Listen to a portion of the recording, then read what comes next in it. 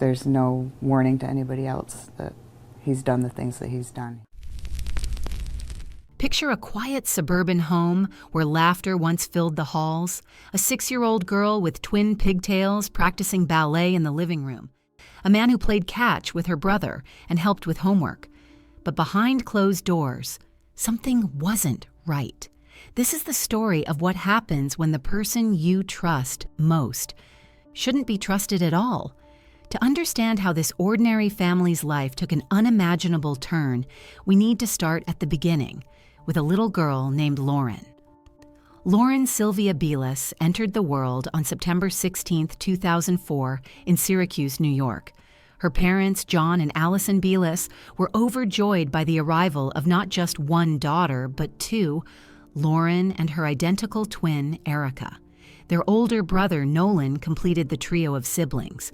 At just 7 years old, Lauren had wrapped up first grade at Mallister Elementary, where her curiosity and energy stood out.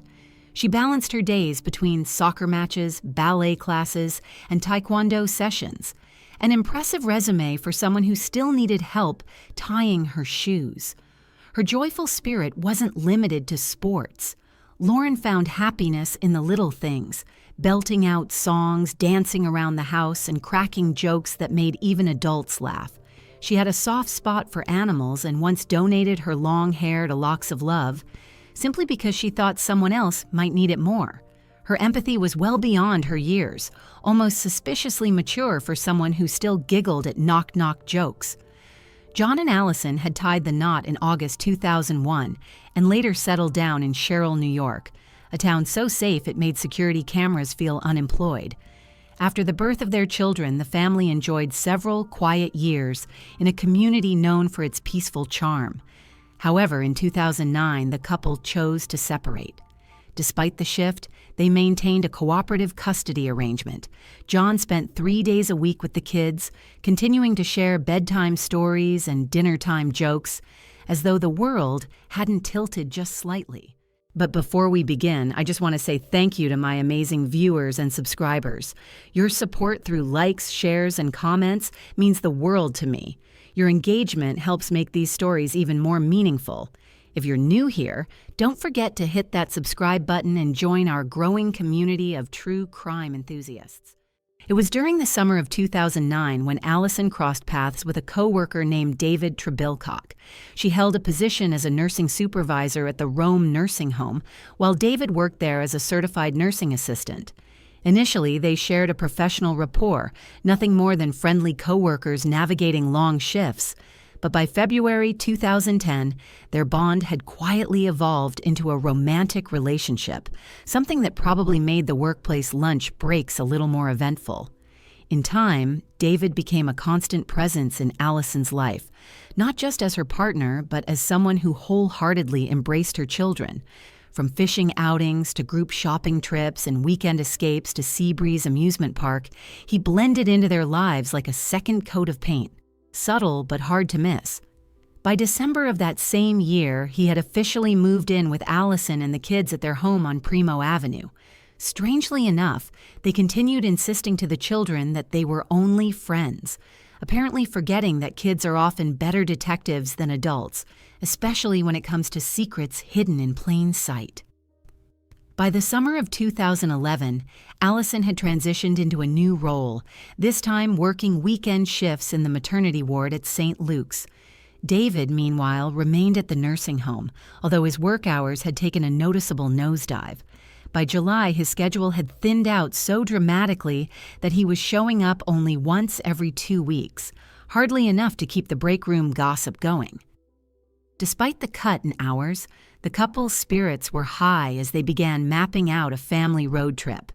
Their plan involved a drive down to Florida, first stopping in Flagler Beach to visit David's parents before heading off to Disney World to reunite with Allison's extended family. The idea sparked a lot of excitement. After all, it's hard to frown when Mickey Mouse is part of the itinerary. However, as the vacation approached, David's enthusiasm suddenly cooled. In a private conversation, he admitted he didn't feel comfortable going. He said returning to his hometown stirred up old baggage and difficult memories. He also shared a troubling claim that he might face legal trouble if he crossed state lines, referencing an incident from his teenage years involving poor choices at a party. If that weren't enough, he added one more unexpected confession. He had been unfaithful early in the relationship. It was the kind of pre-road trip honesty that makes you wonder if a quiet staycation wouldn't have been the better option all along. Initially, Allison felt shaken by David's confessions, but she eventually talked herself into understanding his perspective, or at least tried to. They agreed to limit the family visit in Florida to just a single day. Still, some things are hard to explain away, no matter how many mental gymnastics one attempts. Even at 19, David had been legally an adult, and his story raised questions that no road trip could smooth over. As the days passed, David continued to open up, though each new revelation seemed to unravel their relationship further. He admitted he had stayed in contact with the woman he'd once cheated with, and that their conversations had crossed several lines. He described feeling an ongoing need for constant validation and intimacy, often turning to online conversations to fulfill that void. Messages he now worried could resurface and cause serious consequences. It was becoming clear that his version of honesty came with more red flags than a clearance sale. Allison, overwhelmed and hurt, asked for time to process everything. She wasn't sure whether the relationship could be saved, but she wasn't quite ready to walk away either. For the time being, she allowed David to stay in the home, hoping that with effort and accountability, their situation might somehow improve. David, in turn, apologized and said he still wanted a future with her and the children. Unfortunately, as many have learned the hard way, apologies are easier to give than trust is to rebuild. After that, David's behavior began to shift in unusual ways. He started carrying a Bible with him nearly everywhere, not to study or quote from, but simply to hold. Despite never having shown much interest in religion before, he now spent long stretches alone in the garage, cigarette in hand, Bible resting silently in his lap. Meanwhile, his presence in the household began to fade, and he grew distant from Allison and the children. On the weekend of July 16th, Allison was scheduled for back-to-back overnight shifts at the hospital. During this time, Lauren and her siblings were set to spend a few nights with their father. Before leaving for work, Allison and David got into a heated argument. Later that night, their conversation continued over the phone, with David announcing that he couldn't bear to stay. He said knowing how much he had hurt her made it unbearable to look at her. When Allison came home from work that Sunday, David seemed calmer. For a brief moment, it felt like things might return to normal, but that hope faded quickly. Within an hour, he was once again talking about leaving, convinced she would never be able to truly forgive him. Allison asked him to stay and explained she needed time to sort through everything. But David walked out anyway. In a moment of desperation, she tried to stop him, clutching his arm, pleading with him not to go. She even scratched his back as he moved toward the door, as if a physical gesture might hold together what was emotionally falling apart. In the aftermath of that emotional meltdown, Allison assumed things were finally over between them. Believing their relationship had truly ended, she tossed out a few of David's belongings, including some of his drawing pads and the Bible he'd been carting around, and even took it a step further by breaking his phone. It was a quiet way of drawing a very loud line in the sand. Surprisingly, only a few hours later, David returned to the house. He appeared unusually cheerful and slightly out of it, and didn't seem to grasp why Allison was still upset. He reassured her that he cared deeply for both her and the children, and insisted that he would never do anything to harm them.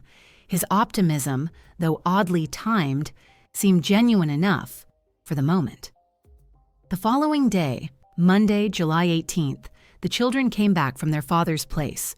They spent the afternoon outside, laughing, swimming, and soaking in the sunshine. David even joined in, taking part in the games like nothing had happened just days earlier.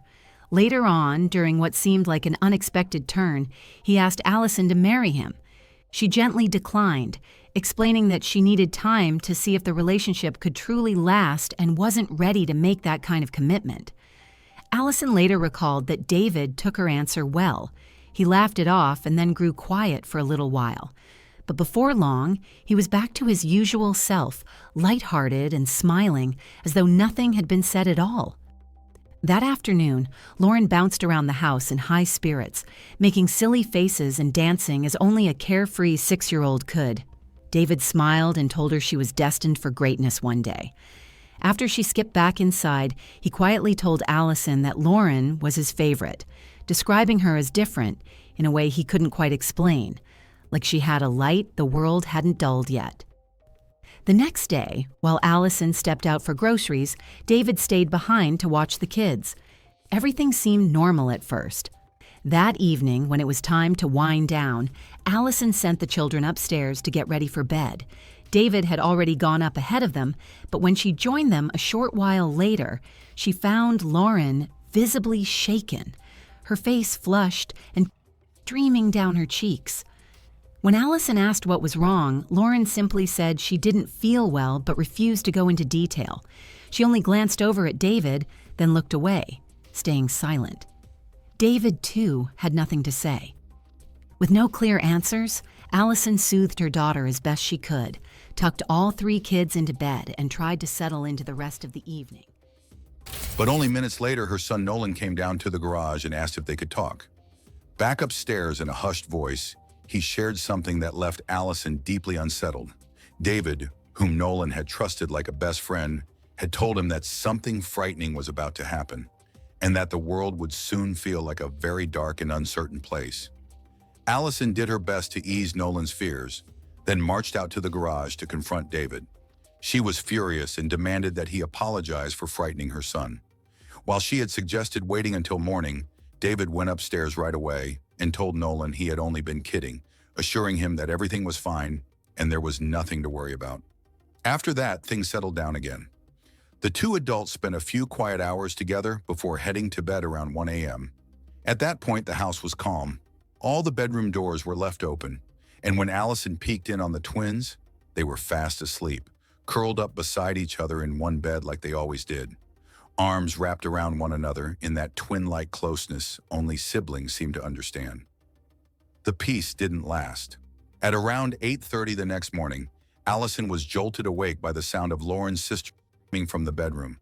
She jumped up and raced down the hall, only to find the door shut. When she tried to push it open, it wouldn't budge. Something heavy was blocking it, and as she would soon learn, the doorway had been barricaded from the inside with a dresser. When Allison finally managed to push her way into the room, what she saw left her stunned. David was on the bunk bed ladder, Lauren, while Erica sat at the far end of the bed, visibly shaken and calling out in distress. Allison rushed forward and pulled David away from the bed. In the struggle, he reached for the top rail of the bunk, which gave way under the pressure. Lauren, still and unresponsive, slipped from the bed and landed on the floor. Allison shoved David aside and demanded to know what he was doing. In response, he said Lauren wasn't a child.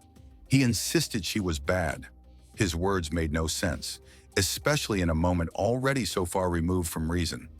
As Allison focused on helping her daughter, David quietly moved the dresser back in front of the door, closing off the room. Without saying anything, he turned his attention to himself. Allison stayed with Lauren, gently turning her over and beginning CPR in a heartfelt effort to bring her back. Leaning toward the open window, she called out for help, hoping that someone nearby would hear and come to their aid. Lauren's eyes opened, but there was a distant emptiness in her gaze. She was there, yet not fully present. Allison stayed close, trying to comfort her, when David suddenly returned in a state of confusion. His behavior grew more erratic, turning even on himself as he moved around the room, seemingly unaware of reality. Without warning, David came toward Allison again. In the tense struggle that followed, Allison managed to gain control of the situation, driven purely by instinct and fear. In a desperate effort to protect herself and Lauren, she pushed him back using nearby furniture to block his path. With the danger momentarily contained, Allison's attention shifted to Erica, who had been out during the ordeal. She quickly brought Erica to safety in the hallway, then ran back to help Lauren. Carrying her out of the room, she made it to the living room, only to find Nolan sitting silently on the couch, rocking gently, clearly shaken by the chaos that had just taken place. The 3 quickly left the house, with Allison guiding Erica and Nolan to find help next door. She stayed close to Lauren, gently laying her on the lawn and trying to wake her. but deep down, Allison sensed the truth. Her daughter's stillness and silence spoke volumes. There was a chill in the air, and not just from the wind. First responders arrived promptly and transported both Allison and Lauren to the hospital. Allison remained calm and focused, staying by her daughter's side every step of the way. Despite the dedicated efforts of the medical staff, Lauren sadly did not make it. When first responders arrived at the home, they saw Allison calmly place a kitchen knife on the floor near them before stepping back, which she had taken from David during the struggle. Inside, the room reflected the emotional chaos that had unfolded, furniture out of place, belongings scattered, as if the space had been shaken from the inside out. David was found in another room, appearing disconnected and dazed. He spoke in a quiet, distant tone, claiming he had been following what he believed were divine instructions. His words were unsettling, not just for their content, but for the calm way he delivered them. It was a moment where reality felt blurred, and the aftermath left more questions than answers. While being transported to the hospital, David spoke freely to emergency personnel, making troubling claims. He insisted that Lauren posed a danger and that he believed it was necessary to stop her. He went so far as to say that if given the chance, he would attempt it again. He followed this by remarking that while some people might view his actions as terrible, he believed the opposite. Throughout the ride, David showed signs of being completely detached from the gravity of the situation. He refused to identify himself and repeatedly questioned whether he would be placed in a padded room upon arrival. When he finally reached the hospital, his erratic behavior continued. He claimed that Lauren had witnessed something significant and, in his mind, had somehow failed a test of empathy. David Treblecock was later charged with multiple serious offenses, including causing the loss of life, physical harm to another person, and unlawful possession of a firearm. The nature of these charges reflected the severity of what had occurred, but the legal outcome would take a turn few could have predicted. Interestingly, David had no significant legal background before this incident.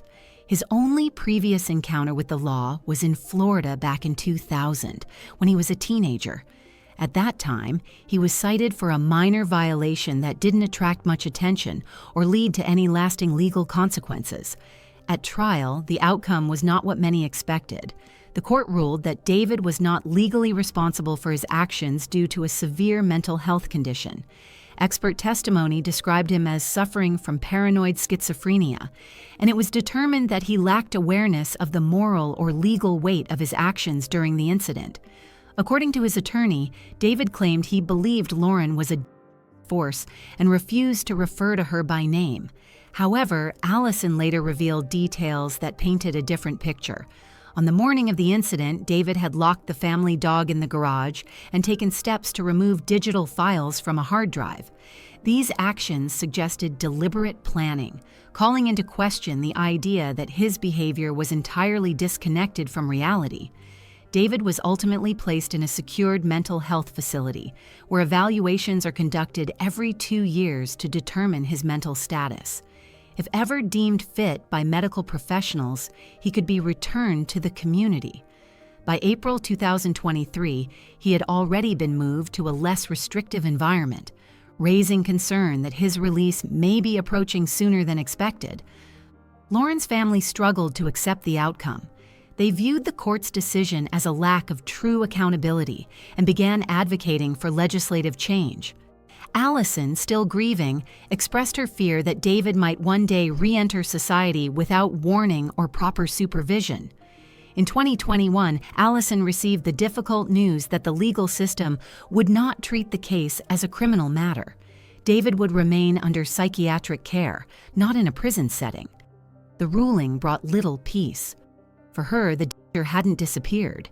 It had just been quietly relocated. Though she believes he remains confined, Allison admits she lives with uncertainty. The lack of transparency surrounding mental health rulings has left her and her children in a constant state of unease. With no formal criminal record attached, there would be little public notice if he were ever released. Determined to create change, Allison has championed what she's calling Lauren Sylvia's Law. The proposal aims to improve oversight and public awareness in cases involving loss of life and mental health rulings. With tens of thousands of supporters, her message has begun to resonate. In Allison's view, intentional harm should carry lasting consequences, regardless of the legal framing. She believes that taking a life, especially that of a child, should result in long-term accountability. Her proposed law would require that individuals found not responsible due to mental illness remain under supervision for a minimum of 25 years. Through her efforts, Allison hopes to honor Lauren's memory while creating protections for other families. For her, this fight is both personal and necessary, and she's not backing down. Eventually, legislation known as Lauren's Law was signed into effect. It states that if a person responsible for taking a life is later declared mentally fit and released from a hospital setting, they would be required to serve out the remainder of their original sentence in a correctional facility, a decision that many felt brought much-needed accountability. Not long after the tragedy, a candlelight vigil was organized in Lauren's memory. Neighbors, friends, and even strangers gathered to pay their respects. The quiet evening was filled with warmth, remembrance, and a sense of unity as people came together to support those grieving. Lauren's father, John Bielis Jr., later spoke publicly about his daughter. He found a measure of peace in the memories they had made shortly before her passing. One of those included a joyful family trip to a water park, an experience filled with laughter, sunshine, and the kind of moments parents carry with them forever. He recalled the affection Lauren received from those around her. "She was my little queen," he said, "and she was treated like royalty by everyone who knew her." It was a simple truth that spoke volumes about how deeply she was loved. John shared that his interactions with David had been brief, but he often checked in with his children to make sure everything at home felt safe and secure. At the time, he hadn't noticed anything concerning. If anything, the children had spoken positively about David. In the aftermath, young Nolan made a heartbreaking observation to his father. He said that David had promised them safety, only to break that promise in the worst possible way. It was a comment far too wise and far too heavy for a child to make. In 2020, the children experienced another loss with the passing of their father, John. Since then, they have remained in the care of their mother, Allison, who has continued to focus on their well-being. She shared that both children are healing and continue to receive emotional support through counseling. Lauren's farewell was held on a quiet Sunday in July of 2011. The service took place in Camden, New York, where she was later laid to rest. It was a day of reflection and love, a moment where a community stood still to remember a young life gone far too soon. This case is heartbreaking on so many levels, not just because of the tragedy itself, but because of the questions it raises about justice, mental health, and how we protect the most vulnerable. Lauren's story is one that stays with you. It's a reminder that behind every headline is a family still trying to heal, still trying to be heard. If you believe stories like these deserve to be told and remembered, please consider liking this video and subscribing to the channel. Your support helps us continue sharing the stories that matter. Yesterday, the couple's teenage son, Dylan, took the stand and dealt a major blow to his father's defense. Testimony? Andrea Bowling had gone through every formal step required to become a foster parent. Hours of instruction, physical checkups, screenings for substances, fingerprinting, and a detailed home review. Every official line was neatly crossed off. Yet what truly distinguished her couldn't be verified by forms. It was something far less measurable, an openness to care deeply, without conditions. She embraced Dylan without pause, determined to provide what every child should experience: safety, comfort, and someone who meant it when they said, "You matter." But no matter how prepared she was, Andrea couldn't rewrite what had already happened in Dylan's life. Some stories arrive mid-chapter, and even the kindest hearts can't rewind them. In a system often focused on signatures and checklists, Andrea's quiet presence offered something rare: simple, human kindness.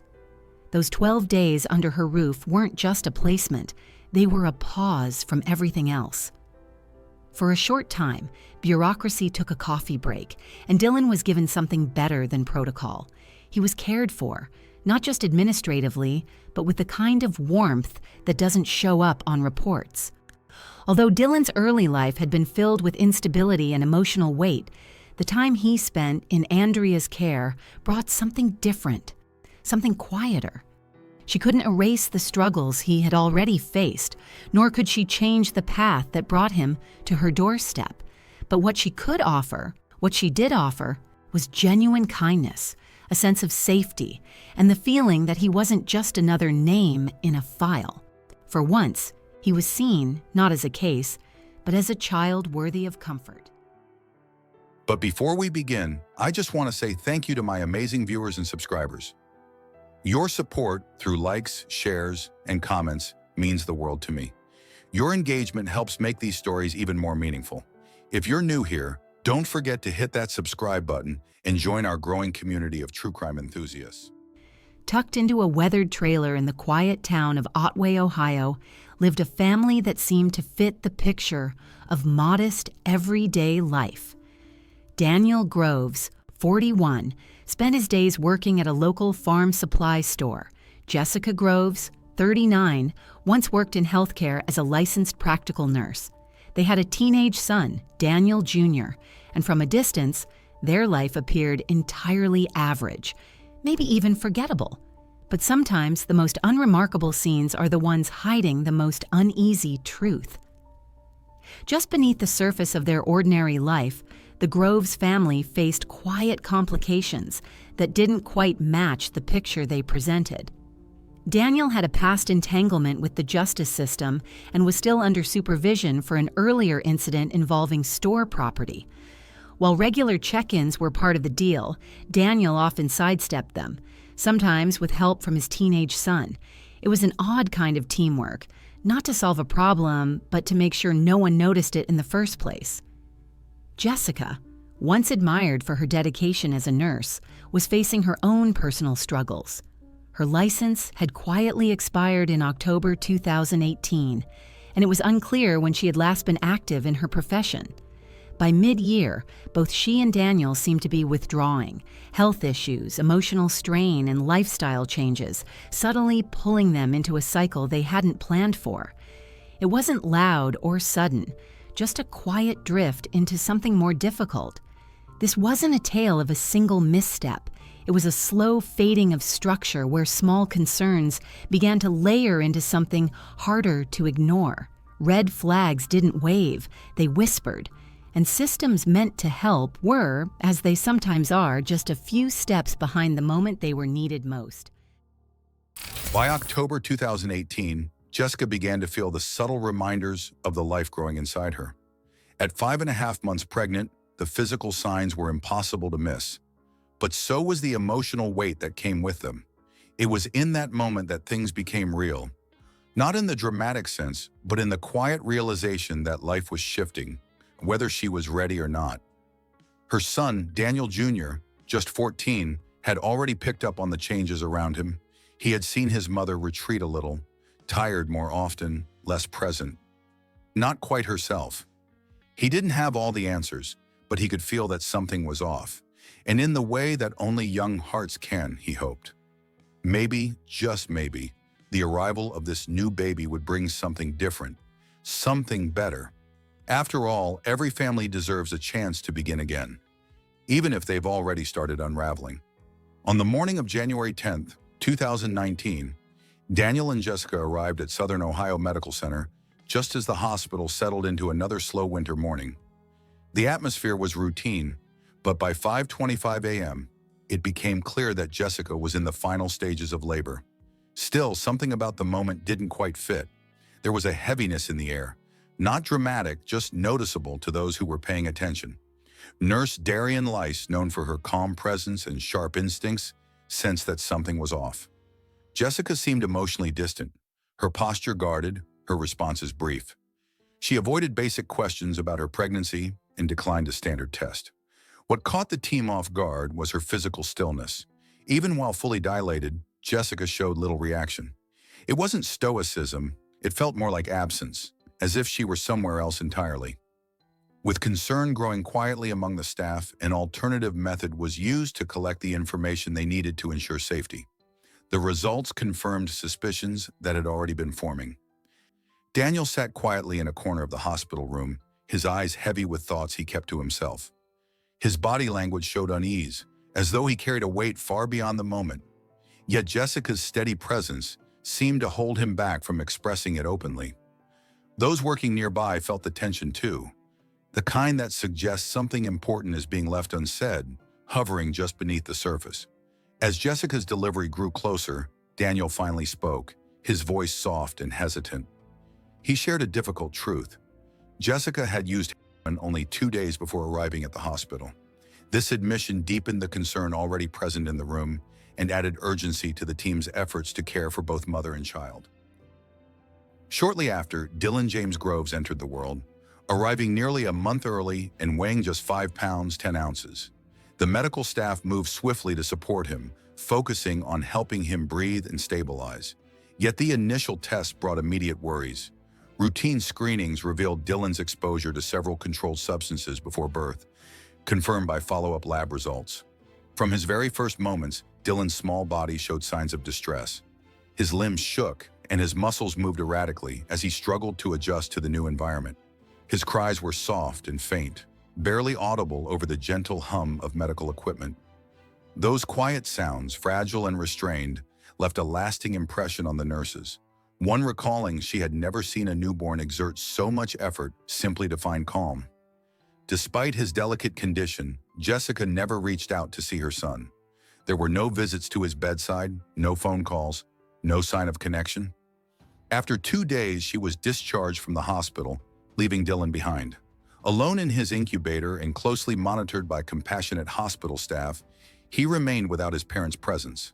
And as the days passed, stretching toward a full week, the absence of his family became a silent, heavy part of his new world. Although Dylan's parents were absent, he was not left entirely to himself. The hospital's doctors and nurses stepped in as a temporary family, offering the kind of consistent care and comfort every child deserves. They soothed his restless moments, carefully adjusted his blanket when he stirred, and made sure he was never without a reassuring touch, quietly filling the gap left behind. It was not his parents, but a teenage boy who stood vigil beside Dylan, an unexpected guardian carrying a weight far beyond his years, demonstrating a quiet strength born from necessity. When it came time for the hospital to decide Dylan's next step, the choice was clear and resolute. He could not return to his biological parents. The unanswered questions and serious concerns were simply too many. Instead, a new chapter began when Andrea Bowling stepped forward to care for him. Andrea was far more than a temporary placement. She became the steady presence Dylan hadn't known he needed. Her arrival quietly shifted the course of his life towards something more hopeful.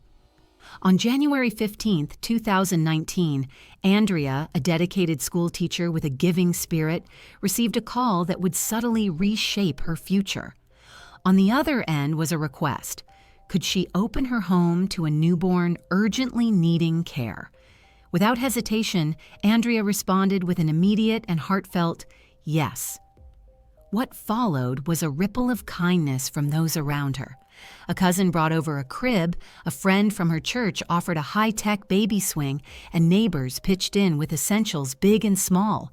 Within hours, Andrea had gathered all the necessities: soft blankets, diapers, tiny clothes, and, most importantly, the community support needed to give Dylan a chance at a fresh start. On the evening of January 16th, just after 6 p.m., Andrea arrived at the hospital to meet Dylan for the first time. The nursery she had prepared was ready and welcoming, soft lighting, freshly laundered linens, and everything placed with careful intention.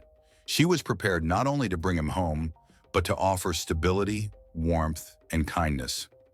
Over the next 12 days, Andrea devoted herself fully to Dylan's care. She took leave from her teaching job and committed to being present around the clock. She described Dylan as fragile and gentle, with eyes that tracked her voice with quiet curiosity. His small hands trembled slightly, and his legs moved restlessly, lingering signs of withdrawal. Yet in her care, for the first time, he experienced a space where he could find rest and a chance to heal. During restless nights, Andrea was always close by to comfort Dylan. When he fussed, she gently swaddled him in soft blankets and sang quietly, her voice soothing the fragile moments. Day by day, his movements grew calmer and his cries softened. Slowly, a sense of peace began to settle over him. Then something extraordinary occurred. Dylan offered a smile, small but unmistakably warm, that seemed to brighten the room. That brief expression became a powerful sign of hope, a reminder of the fresh start Andrea wished to provide. Throughout those 12 days, Andrea did more than offer shelter. She gave Dylan a glimpse of what life could feel like in safety and care. Photos from that time show a baby wrapped in love, surrounded by those who believed in his potential. Though the time was short, it was filled with meaning. Through her dedication, Dylan experienced something rare and precious: unconditional love. For just 12 days, Dylan knew what it meant to be nurtured, protected, and cherished. In Andrea Bowling's home, he was met with gentle hands, steady support, and a heart that asked nothing in return. But that peaceful chapter was nearing an unexpected, deeply emotional end. On January 25, 2019, a meeting took place at the Scioto County Children's Services Office. Present were Andrea, Dylan's biological parents, Daniel and Jessica, and social worker Patricia Kraft. Daniel announced he had arranged a 6-month leave from his job at Rural King and expressed his readiness to care for Dylan full-time. The discussion then turned to the conditions set by Children's Services. Both parents were reminded of the crucial requirements: counseling, therapy, and strict adherence to court orders. These were firm steps intended to ensure a safe and supportive home for Dylan. Despite her best hopes, Andrea couldn't quiet the growing sense of worry within her. After nearly 2 weeks with Dylan, she had come to understand what a stable environment meant for him. With a careful tone, she shared her concerns with Patricia, particularly about Daniel's possible continued substance use. Patricia, following protocol and relying on recent negative test results, assured Andrea that Daniel had no serious violations on record and had passed his latest screening. Because of this, they were moving forward with plans to reunite Dylan with his biological family. What Patricia wasn't aware of, and what Andrea silently feared, was a weakness in that testing process. No one had directly supervised the collection of the sample, and later it would be suggested that Daniel's teenage son may have provided it instead. On January 28th, a day that would stay with Andrea, she was asked to bring Dylan back to his parents. The moment itself was quiet but weighed heavily on her heart. Dylan, too young to understand, was simply going along with the changes around him.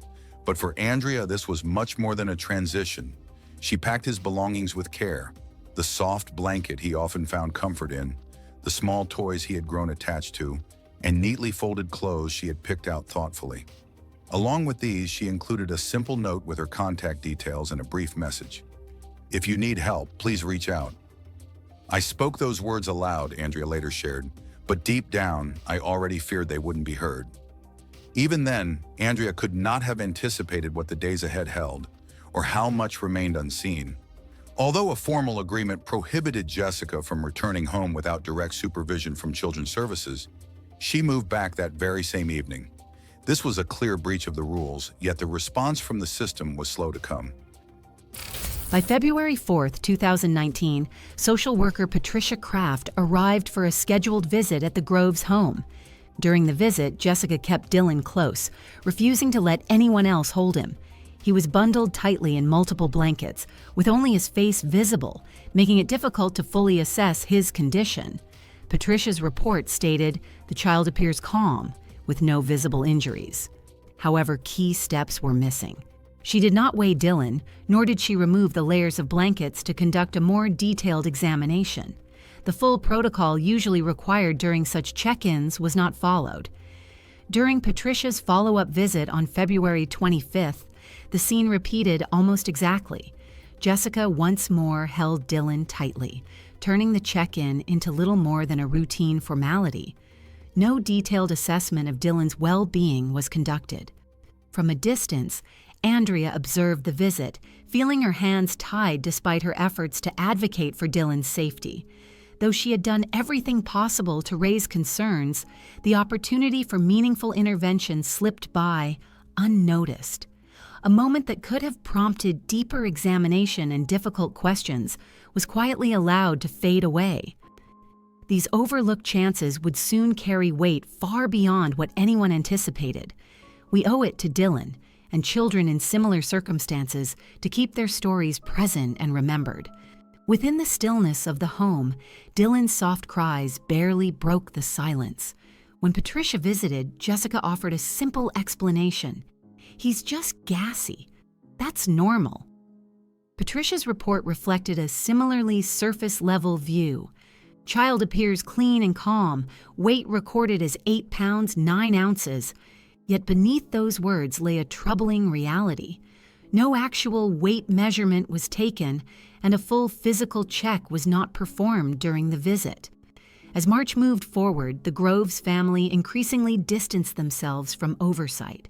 Medical appointments were missed, court dates ignored, and calls from social services went unanswered. When Patricia reached out, Daniel responded with a series of texts, each sent from a different phone number, each with a new excuse.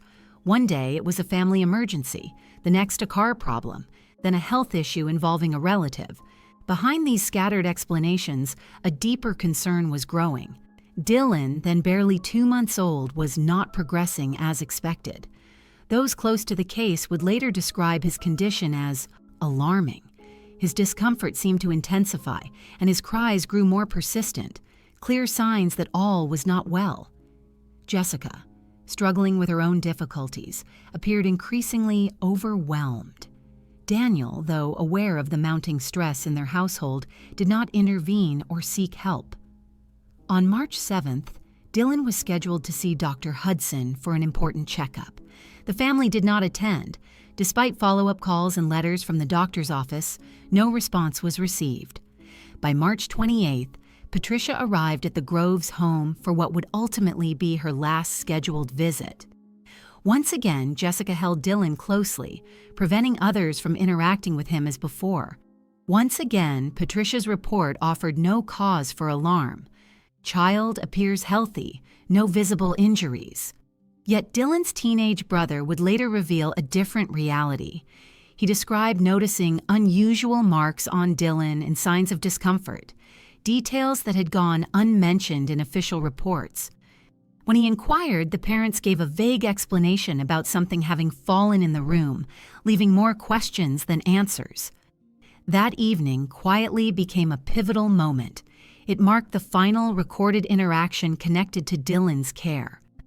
When Daniel did not return with Dylan, social worker Patricia Kraft felt a growing unease. She launched a determined search, revisiting the Groves home day after day, making countless calls, and pursuing every lead she could find. Yet, the family had vanished without a trace. On April 24, 2019, out of increasing concern for the other child in the home, Scioto County Children's Services intervened by removing 15-year-old Daniel Jr. from school and placing him with extended family. By April 30th, with all communication from the Groves family cut off, Patricia filed an official missing person report. Responsibility for the case then shifted to law enforcement. On May 20th, Captain John Murphy from the Sheriff's Department spotted Daniel and Jessica Groves riding an ATV near their property. He activated his sirens to stop them, but the couple quickly disappeared into the dense woods nearby, beyond the reach of patrol vehicles and the law. Weeks later, on June 10th, authorities arrived at the Groves home with search warrants in hand. Jessica answered the door and stunned investigators by saying, "Children's Services already took Dylan months ago. Leave us alone." Her claim directly conflicted with the official missing person report, deepening the confusion and concern. Jessica was taken into custody without incident. Daniel surrendered himself later the same day. The next morning, detectives questioned both parents. Jessica remained distant and unresponsive, her demeanor cold and guarded.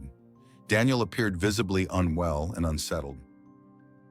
Initially, they both stuck to their story, that Dylan had been removed months earlier. But under persistent questioning, Daniel finally admitted the truth. When he returned home on March 28th, he found Dylan had passed away in his crib. He described the baby as showing no signs of injury and said the cause was natural. Later that evening, Daniel agreed to assist investigators in locating where Dylan might be found. A search team, accompanied by K-9 units, was sent to the wooded area near the Grove's property. Daniel indicated that Dylan was inside a container, but was unclear about the exact spot.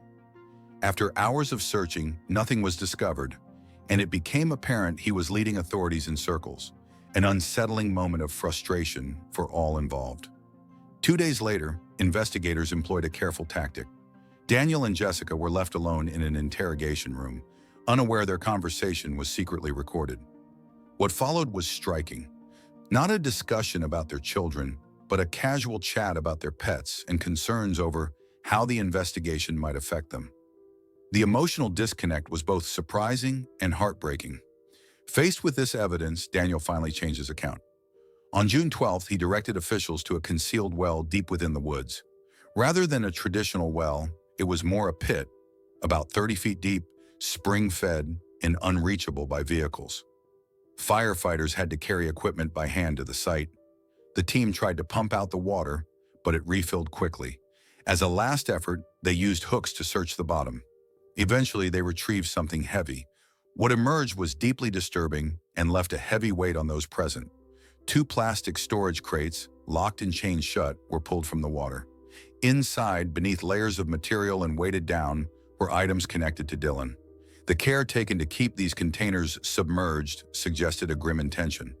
News of the discovery spread quickly, stirring a mixture of grief, disbelief, and quiet anger in the community.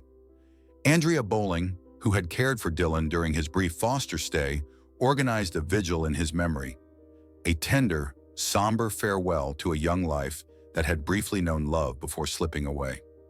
In the following months, Dr. Susan Brown conducted a clinical review of Dylan's case, uncovering a deeply troubling medical picture. When Dylan was found, his weight was just 4 pounds, 8 ounces, far below what would be expected for a child his age. The medical team observed clear signs of prolonged decline, details that left a profound impact on those involved. On January 6, 2020, the trial of Jessica and Daniel Groves began. The proceedings spanned 5 days and were open to the public. The case gripped viewers, not only for its complexity, but also because of the parents' striking emotional detachment during key moments. The hearings became a focal point nationally, with each testimony peeling back layers and revealing more of the painful truth behind this tragic story. Staff from Southern Ohio Medical Center were among the first witnesses to take the stand. They detailed Dylan's birth and the immediate medical concerns that were evident at the time. Following them, detectives Adam Giles and Captain John Murphy outlined the complex timeline of the investigation, helping to connect the dots for the court. Jessica Bird, a counselor with expertise in substance abuse recovery, along with juvenile court official Greg Dunham, spoke about the system's involvement and the critical responsibilities that were overlooked. As their testimonies unfolded, a clearer picture emerged, one that exposed the hidden difficulties beneath an otherwise unremarkable exterior. Among the testimonies, social worker Patricia Kraft stood out emotionally.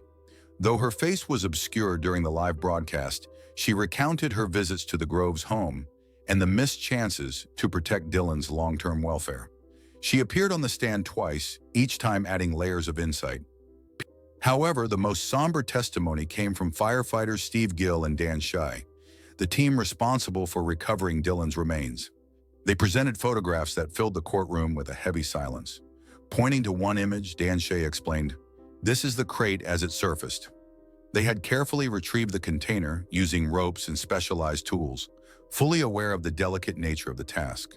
The painstaking process revealed just how much effort went into hiding the truth. Dr. Susan Brown, who led the medical review, shared her observations with calm clarity.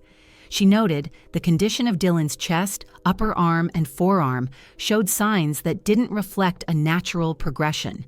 The overall pattern suggested physical stress that warranted serious attention.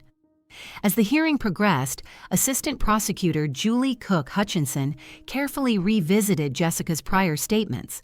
Jessica had mentioned that March 27th had been especially difficult, calling the next day a turning point. Yet when asked to explain what exactly happened, her responses lacked detail. She was unable to clarify how Dylan's physical discomfort came about, or why no records were made, even though she described the day as the worst day ever. The prosecutor pressed on gently. "Do you recall causing the fracture to Dylan's upper arm? Any memory at all?" Jessica's response was quiet, almost resigned. "I don't remember. I've told you, I really don't." Attention then turned to Daniel's behavior. His defense suggested fear and confusion shaped his choices, yet the prosecution presented a striking image, a carefully secured container, bound and weighted with deliberate care. "Does this look like the act of someone panicked?" the prosecutor asked softly, letting the question hang in the air. That photograph showing how methodically the container was sealed and submerged spoke volumes. It was less an act of chaos and more one of troubling calculation. In that moment of silence, the courtroom seemed to face a hard truth. The child at the heart of this story had not been shielded but hidden away through choices that spoke more of concealment than protection. On the evening of January 10, 2020, what would have been Dylan's first birthday, the jury returned after thoughtful deliberation. A quiet heaviness filled the courtroom as the verdict was read. Jessica Groves was found guilty on all 11 counts and sentenced to life without parole, plus 32 additional years. Daniel Groves, acquitted of the gravest charge, was convicted on 10 others and sentenced to 47 years to life. Dylan James Groves lived just 77 days, barely over 2 months. During that brief life, he was lucky enough to spend 12 days surrounded by warmth and care in the home of Andrea Bowling, a woman who gave him a glimpse of the safety he so deserved. The remainder of his short time was marked by uncertainty and missed chances, days that might have unfolded differently had warning signs been heeded. As the judge's gavel struck, those present were left with a heavy truth. Dylan's story transcended dates and facts. It became a symbol of how vulnerable lives can be overlooked when support systems falter. Rest in peace, little Dylan. You are remembered, not only for the hardships you endured, but for the awareness your story now inspires. If you've stayed with us through this story, we invite you to take a moment of reflection on how systems could improve and how communities must rise to protect those at risk. These stories are never easy to hear, yet they are essential. Your attention helps ensure they remain in the light, not forgotten in the shadows. We owe it to children like Dylan to carry their stories forward. If this story touched you, please consider subscribing, sharing, or leaving a comment. Your support helps amplify the voices of those who cannot speak for themselves. Thank you for watching. Your involvement shines a needed light and reminds us all why these stories matter. Stay with us as we continue to share stories that deserve to be heard. This is obviously something he did not want to happen on his property. He's very upset about that. What if everything you were told was a lie from the one person you trusted most? In 2015, a late-night emergency call brought law enforcement to a Florida apartment complex. A man claimed his vehicle had vanished, with someone incredibly important still inside. But as investigators started piecing things together, the details began to unravel. The man at the center of it all kept repeating one story, but the truth? It pointed in a completely different direction. So what really happened to 2-year-old Louan'zy Barton? To understand how this case unfolded and the shocking truth behind Louan'zy's disappearance, we have to go back to the beginning. Louan'zy Aaron Ray Barton entered the world on October 17, 2013 in Jacksonville, Florida, the son of Lana Laura Moore and Christopher Barton. Though Christopher raised him as his own, biology had other plans, a fact that would surface later. The couple, married in 2009, eventually separated, their union dissolving not long after Louan'zy's birth. Lana worked as a dancer at Wacko's, a local club, where she crossed paths with William Reuben Ebron Jr., a frequent patron with a reputation for supplying more than just applause. Their connection, fueled by shared habits, quickly turned romantic. Soon, Lana and her children, including Lonzy and his sister Lily, moved into Ebron's apartment, a decision that, in hindsight, carried a tragic irony. After all, few life choices are as precarious as trusting a man whose idea of courtship involves both drugs and dollar bills. Lana's family had long been aware of her struggles with addiction and her tendency to rely on relationships for stability, even when they brought more chaos than comfort. So when she moved in with Ruben shortly after meeting him, it was, unfortunately, no surprise. Her pattern of seeking companionship, regardless of consequences, had become predictable, a cycle that now included her children. But before we begin, I just want to say thank you to my amazing viewers and subscribers.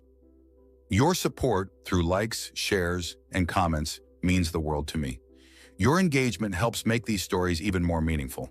If you're new here, don't forget to hit that subscribe button and join our growing community of true crime enthusiasts. On the night of July 23, 2015, Lana left for her shift at Wacko's, leaving Ruben to watch Lonzy and Lily. But when he was supposed to pick her up hours later, his call to 911 took an odd turn. 911 operator. Jacksonville 911. What's your emergency? Ruben. Yeah, my car got stolen. A 95 Honda Civic. Operator. Do you know who took it? Ruben. Nah, man, it was just gone. Bright orange, hard to miss. Operator. Was it towed? Ruben. Nah, not that fast. And, my kid's in the back seat. Operator. Wait, your kid is in the car? Ruben. Yeah, I just ran inside for a second to put on a movie, came back out, and poof, car's gone. Operator. So you left a child alone in a running car? Ruben. I mean, it was just real quick. The irony wasn't lost on anyone. Few things say responsible guardian, like leaving a toddler unattended in a vehicle while you queue up a film. But as the call continued, the story only unraveled further. Ruben claimed he had loaded both children into the car to retrieve Lana from work when he realized he'd forgotten something inside. As he rushed back, Lily, unsettled by the darkness, followed him, leaving only Lonzy in the vehicle. By the time Ruben returned, his orange Honda Civic was already pulling away with the toddler still inside. His attempt to chase it failed, prompting him to call 911, though investigators noted the oddity of him needing to retrieve his phone if he was supposedly on his way out. Further suspicion arose when Ruben referred to the boy as Aaron rather than Lonzy, a small but telling slip. Police arrived swiftly at the Ravenwood Apartments and located the abandoned car within 20 minutes, just blocks away. The missing child, however, was nowhere to be found. It was the kind of vanishing act that would be impressive if it weren't so horrifying. Like a magic trick where the rabbit not only disappears, but takes all credibility with it. Well, authorities alerted the public about Lonzy's disappearance, and within hours an Amber Alert was activated. By late morning, the search intensified. Officers canvassed the neighborhood, checking for security footage that might reveal the toddler's whereabouts. Christopher, still legally recognized as Lonzy's father at the time, was questioned but quickly cleared after providing a verifiable alibi. Meanwhile, search teams combed nearby waterways and detectives interviewed residents, hoping for any lead. A $10,000 reward was announced for information, proof that even in tragedy, people still believe money might tempt the truth out of hiding. The search continued, methodical yet increasingly grim, as hours passed with no sign of the missing boy.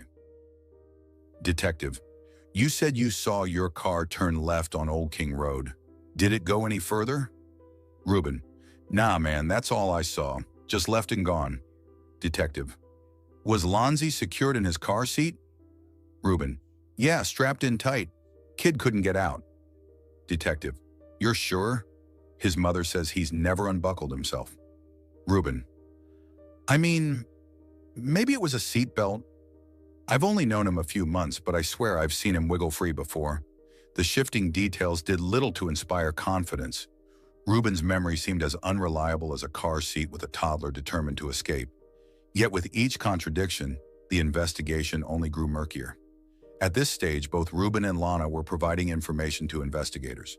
However, a deeper review of Ruben's background raised several red flags. His record included prior convictions related to domestic incidents, theft involving a vehicle, and armed robbery. Moreover, a restraining order had previously been issued against him by a former partner, who had accused him of ongoing harassment and physical aggression even after their relationship ended. This wasn't the first time she'd taken legal steps either. It was actually the third instance of such a filing. Other reports showed a troubling pattern. In one case, he had allegedly a family member of his ex. Authorities also documented an incident where he had reportedly tried to take his own child without consent. Then, 2 months before 𝐂𝐨𝐧𝐭𝐞𝐧𝐭 disappearance, officers had been called to Lana's residence following a complaint about noise. Upon arriving, they encountered Ruben, Lana, and another individual, all found with multiple controlled substances. At that same scene, Ruben was said to be carrying several $100s in cash, which led officers to believe there might have been more going on than just a noisy evening. All three individuals were taken into custody that day. Shortly after, Lana lost her housing, and she, along with her children, ended up moving into Ruben's place, a decision that, in hindsight, may have been the worst housewarming ever. As part of the legal conditions tied to Ruben's release, he had been ordered to avoid any contact with Lana. But given that they had been living under the same roof when 𝐂𝐨𝐧𝐭 vanished, authorities determined that this restriction had clearly been broken. He was quickly taken into custody for violating his bond. Meanwhile, the nature of the case was shifting. Officers were beginning to believe they were no longer searching for a lost child, but rather trying to uncover what had led to a far more tragic outcome, with Ruben at the center of their suspicions. The investigation pressed forward, and with it came new charges. Ruben was formally accused of both child neglect and providing false information to law enforcement. The turning point came when a nearby business handed over security footage that directly contradicted his initial claims. His version of events, particularly the one where his car was allegedly stolen with 𝐂𝐨𝐧𝐭 inside, was now falling apart. The footage revealed Ruben had driven his car to the same location, where it was later discovered by police. He was then seen leaving the vehicle and sprinting toward the apartment complex. All of this happened shortly before the emergency call was made. It was evident now that the story had been carefully crafted, but not carefully enough. Detectives determined that the incident had been staged from the beginning, and as a result, the investigation was officially reclassified. What began as a search for a missing child had now become a homicide case, because apparently some lies really do come with a return receipt. Ruben was later charged with aggravated manslaughter involving a child. Investigators reviewed the data from his phone and uncovered a message exchange just hours before 𝐂𝐨𝐧𝐭 had been reported missing. A friend had casually asked what his plans were for the evening, and Ruben had responded that he was simply relaxing at home. This, however, didn't match the evidence. Location tracking placed him at multiple spots: a fast food place, a laundromat, a gas station, and then back at the apartment. Later that night, around midnight on July 23rd, a potential buyer reached out to arrange a transaction. Ruben agreed to meet, but after that message, he suddenly stopped responding altogether. From that point on, his phone remained inactive until 2:20 a.m., when a call was placed to emergency services. The gap in communication raised even more questions, especially considering how unusually quiet he had become for someone who typically replied quickly. Though the mounting evidence pointed strongly in his direction, Ruben chose not to offer any explanations. Instead, he invoked his right to legal counsel. With little progress being made on that front, attention turned to Lana. During questioning, she told investigators that 𝐂𝐨𝐧𝐭 had been fine when she left for work that evening. Her belief was that something tragic may have happened while she was away, that the child might have come into contact with Ruben's substances while unsupervised. A heartbreaking theory, and one that could have been prevented, if only basic parenting had been part of the evening's to-do list, somewhere between the gas station and McNuggets. While speaking further with investigators, Lana revealed that tensions had flared between her and Ruben shortly before she left for work that night. The argument, she explained, had been sparked by something deeply concerning. She had noticed marks on 𝐂𝐨𝐧𝐭𝐞𝐧𝐭 body and questioned Ruben about them. The child had also seemed unusually tired and had been vomiting earlier in the day. According to Lana, Ruben brushed off her concerns, claiming he had already informed her about the incident that caused, which he said happened the day before. Regardless of what had or hadn't been discussed, Lana still chose to leave the children in his care that evening. During the interview, she reflected on the exchange. Ruben's response, she noted, felt dismissive, insisting he had already explained the situation, even though she couldn't recall ever hearing it before. Since he had been the only adult present at the time, she admitted it left her feeling uneasy. In her words, her next step would have been to seek clarity through a professional opinion. She said she had considered taking 𝐂𝐨𝐧𝐭 to a doctor, hoping that a medical explanation would help determine whether something serious had happened, or if perhaps it could have been a harmless cause like an infection. Her thinking, she explained, had been that a doctor's insight would guide her decision. If the injuries had turned out to be from something more serious, she believed that would have been the moment she walked away from Ruben for good. Sadly, it appears that moment came one day too late, because trusting someone to act like a parent doesn't always mean they know how. As detectives continued combing through digital evidence, they uncovered a series of images on Ruben's phone that he had unsuccessfully attempted to erase. These photos provided a troubling glimpse into what 𝐂𝐨𝐧𝐭 may have endured in the weeks leading up to his disappearance. In one picture, the child appeared to have visible bruising near his ear, along with signs of fluid discharge. This discovery strongly indicated that Lana may have been aware something was wrong, yet still left both of her children in Ruben's care. Additional support for this assumption came from one of Ruben's acquaintances, who had privately expressed concern for the child. She recalled noticing that 𝐂𝐨𝐧𝐭 had several unexplained marks.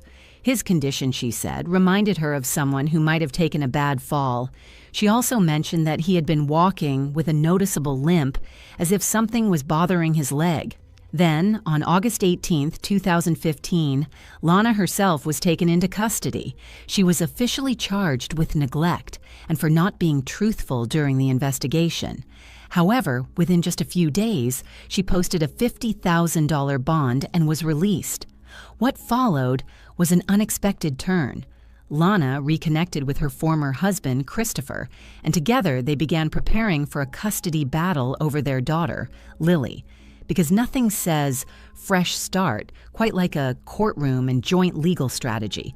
Following a custody hearing where the judge had firmly advised both parents to make better life choices and stay on the right path, Lana and Christopher unfortunately took a different direction. Instead of following the court's advice, they went to a nearby motel where they engaged in behavior that directly violated the judge's warning. Unbeknownst to them, a confidential informant was present during this time and later reported the incident to authorities. As a result, Christopher was sentenced to 3 years, while Lana received 7. During the same period, 𝐂𝐨𝐧𝐭's older sister, Lily, had been speaking with investigators. Initially, she expressed guilt, telling them she believed her brother had disappeared because she left him alone in the car. But by mid-August, her version changed. In a moment of emotional vulnerability, she told a teacher something far more serious, that her baby brother was gone and that something terrible had happened to him in the woods. The teacher immediately reported this to law enforcement, and search efforts were launched in nearby wooded areas. Despite their best efforts, no physical evidence was located at that time. Then, in January of 2016, Lana entered a plea agreement with prosecutors. She admitted responsibility for leaving her children in an unsafe situation and for not being forthcoming with investigators. In return for agreeing to testify at Ruben's trial, she received a 5-year sentence. This was on top of the 7 years already handed down for her earlier charges. A tough chapter, but perhaps not the kind of teamwork the judge had in mind when suggesting they work together for their child's future. Before the case ever reached trial, Ruben decided to take a plea deal. As part of his agreement, he told authorities that 𝐂𝐨𝐧𝐭 had passed away and claimed that Lana had been aware of the situation all along. According to his version, the morning of the 23rd involved both adults being distracted, while 𝐂𝐨𝐧𝐭 was left unsupervised in the bathroom. He stated that the child had while unattended, and in a moment of panic, he chose to quietly remove any evidence and conceal what had happened. However, the details in his account didn't seem to align with the physical evidence. Traces linked to 𝐂𝐨𝐧𝐭 were discovered on Ruben's clothing and in different parts of the apartment, including on fabric surfaces. Surveillance footage from a nearby business also showed Reuben at a laundromat, washing a load of clothes, well before any missing person report had been made. Investigators also heard from Lounsey's 5-year-old sister, who shared that during their visit to the laundromat, her younger brother hadn't been with them in his car seat. She remembered the last time she saw him was earlier that evening, around 8 p.m. And finally, one more unsettling detail emerged. Reuben's own mother had confided to child welfare officials that her son had recently made a disturbing comment. He said he could understand why some people feel so overwhelmed by parenting that they completely lose control. Perhaps not exactly the kind of insight one hopes to hear from someone caring for children. After giving his account to investigators, Reuben took authorities to a remote patch of land tucked behind State Road 9B, just south of Bayard. The location was thick with weeds and brush, a forgotten space where time seemed to stand still. Hidden beneath a stack of discarded tires, the search ended with the heartbreaking discovery of 22-month-old Lounsey Barton. A medical review later found signs that the child had faced harm over time. Due to the condition in which he was found, it wasn't possible to determine exactly what caused Lounsey's passing, though there were indications that something serious had occurred. In a heartbreaking twist, even in silence, his small presence seemed to carry the weight of a story left untold. Following the recovery of Lounsey's remains and Reuben's cooperation with authorities, he was handed a 20-year sentence for his role in the child's death. Additional time, 5 more years, was later added due to unrelated charges, shifting his release date to 2039. Whether that feels like justice served may depend on one's tolerance for leniency and irony. Lounsey's older sister, Lily, has since been placed in the care of her grandparents, where she is reported to be safe and thriving. After news of the discovery spread, the once quiet roadside near Bayard became a makeshift memorial. Visitors left behind small toys, soft animals, and gentle reminders that even short lives leave lasting echoes.